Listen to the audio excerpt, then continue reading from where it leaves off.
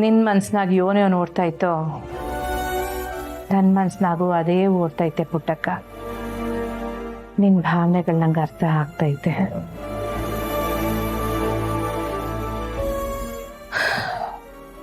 ಏನ್ ಮಾಡೋದು ಅಮ್ಮವ್ರೆ, ಸಾವಿರ ನೋವಿದ್ರು ಜೀವನ ಸಾಗಲೇಬೇಕಲ್ವೇ? ದಿಟ ಪುಟ್ಟಕ್ಕ, ನಮಗೆ ಬೇಕಾದವ್ರು ಈ ಭೂಮಿನ ಬಿಟ್ಟು ಹೋಗ್ಬಿಟ್ರು ಅಂತ ನಾವು ಅವ್ರ ಹಿಂದೆ ಹೋಗಕ್ಕಾಯ್ತದ?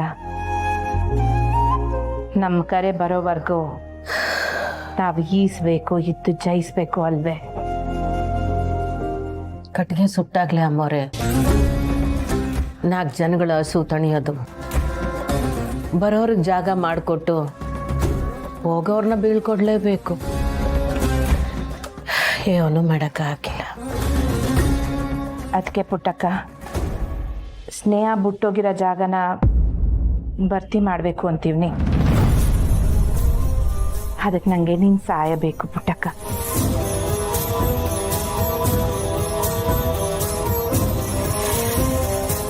ನೀವು ಯೋನಿ ಹೇಳ್ತಿದ್ದೀರಿ ಅಮ್ಮವ್ರೆ? ಇವಳೇನು ಹಿಂಗೆಲ್ಲ ಮಾತಾಡ್ತಾವಳೆ ಅಂತ ನೀನು ಅನ್ಕೋಬಹುದು. ಆದರೆ ತಾಯಿ ಕರಡು ಮಗನ ಜೀವನದ ಬಗ್ಗೆ ಯೋಚನೆ ಮಾಡ್ತೈತೆ ಅಲ್ವೇ ಪುಟ್ಟಕ್ಕ?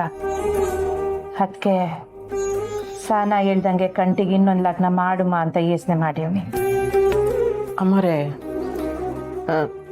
ನಿಮ್ಮ ಯೋಚನೆ ಏನೋ ಸರಿನೇ. ಸಾನ ಹಂಗಂದ್ಲು ಅನ್ನಕ? ಇಲ್ಲ ಪುಟ್ಟಕ್ಕ, ಸಾನ ಹೇಳಿದ್ಲು ಅಂತಲ್ಲ.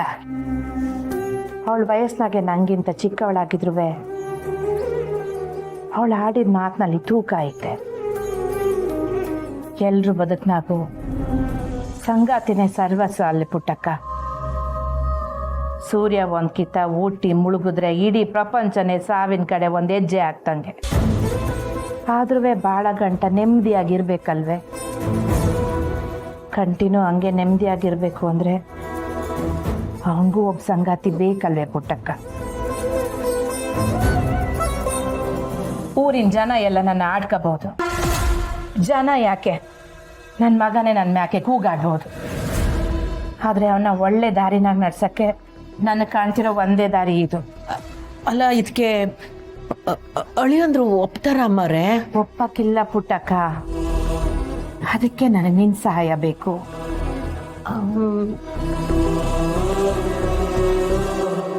ನಾವೀಗ ಏನೂ ಮಾಡಲಿಲ್ಲ ಅಂದರೆ